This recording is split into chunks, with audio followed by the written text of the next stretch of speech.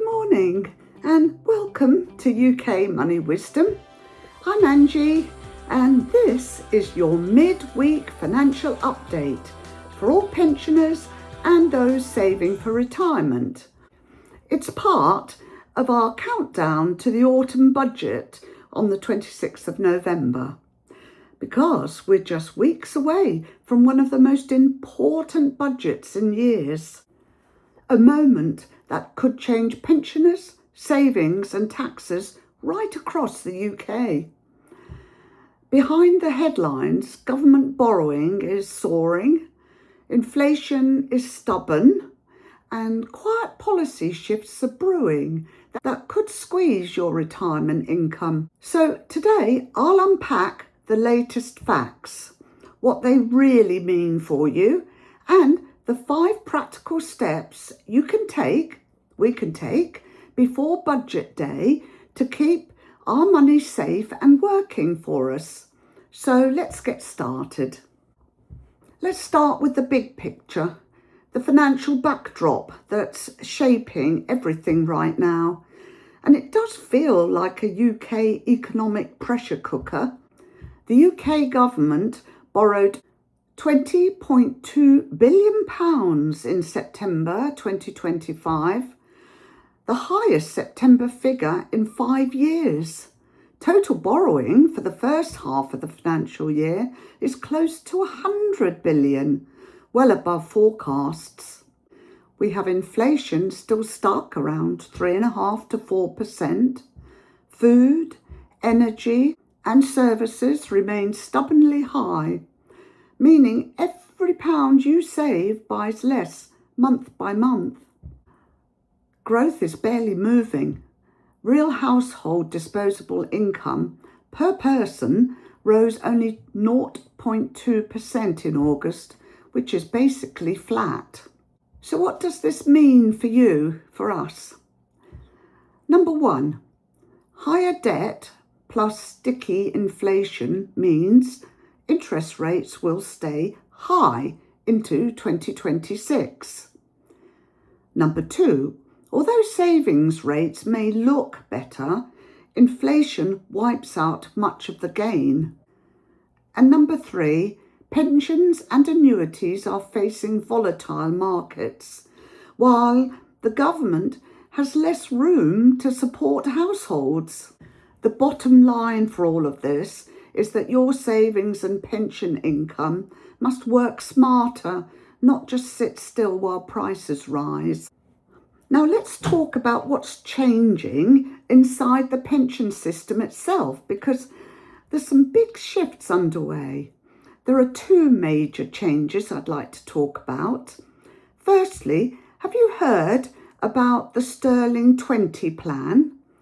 These are the 20 of the UK's largest pension funds who, in mid-October 2025, joined forces to invest billions of pounds in infrastructure, housing and growth businesses. The aim is to strengthen the real economy and generate steadier, long-term returns for savers. All good stuff. Secondly, new pension models have been officially approved under the CDC schemes, that's collective defined contributions. These new pension models could raise future retirement incomes by up to 60%. I'll be looking into each of these new schemes very soon. These certainly are promising reforms, but here's the catch. They're long-term projects. They won't change our next payment. For current pensioners, it's about understanding how future stability might support the next generation. And for savers still building their pot, it shows policymakers finally recognise the need for collective strength. What you can take away from this is plan for today while watching tomorrow. Don't wait for the long-term government schemes to rescue your finances. Do stay proactive. Next, I want to do a perception versus reality check on the pension and savings gap. Firstly, more than half of UK adults, that's 53%, worry that they haven't saved enough for retirement. Yet, only 15% actually make saving a top priority. Secondly, the average pension pot is around £21,875, but that hides massive regional differences because it's nearly 28,000 in the South East and only about 15,000 in Northern Ireland. Huge differences. And thirdly, for those aged 65 to 74, the average total pot is roughly £145,900. It sounds fine, but a comfortable retirement often needs £30,000 to £40,000 a year, depending on location and lifestyle, and the total pot should be quite a bit higher than that. So even solid savers may still fall short, especially when food, energy and council tax costs keep rising faster than interest on savings. The lesson we need to take away from this is that worrying doesn't change outcomes, action does. So review, rebalance and make every pound count. Here are the 5 practical steps to make before the autumn budget day in order to turn concern into action. And they are: number 1, review your income picture. Check your latest state pension forecast. Check workplace and private pension statements. Compare what you'll have with what you'll need for a decent lifestyle, not just survival. Number 2, shield your savings from inflation. With inflation near 4%, money sitting in cash loses value daily. Move any excess into safe, tax-efficient, inflation-linked options such as ISAs, short-term bonds or well-rated mixed funds, always within your risk comfort. 3, check tax rules and entitlements. Thresholds are frozen until 2028. I've talked about this a great deal, and that drags more pensioners into tax. The upcoming budget could alter reliefs, so stay alert. If you're retired, claim everything you're entitled to: pension credit, council tax reductions, winter fuel support. It's your money.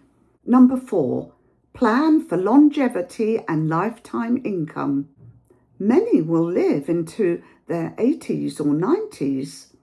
So structure your pension drawdown or annuity so income lasts decades, not years. And lastly, 5thly, do stay informed and get engaged.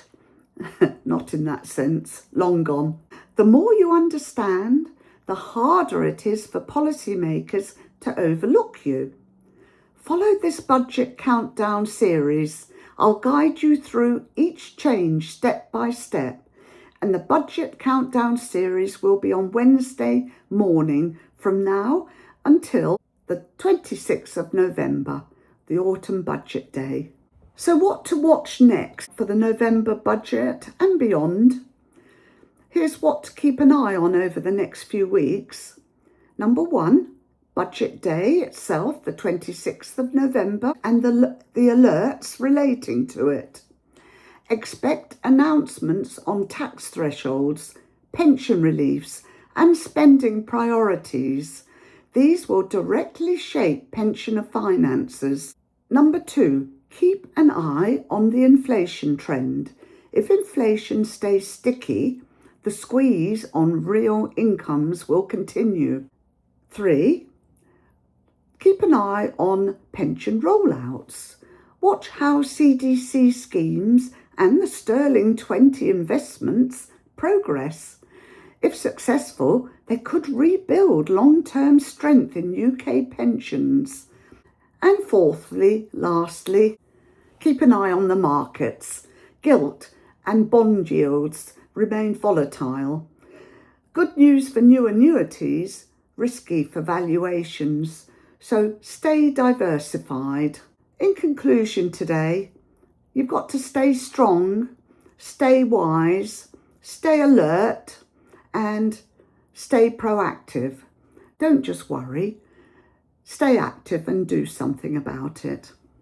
We've seen in this video a clear picture, I think, of an economy under pressure. How the pension system is evolving, which is good, encouraging, isn't it? And a widening gap between what people have and what they need. But we've also seen that knowledge and small actions can protect what we've worked for. Your money, your future, they're worth defending and planning for.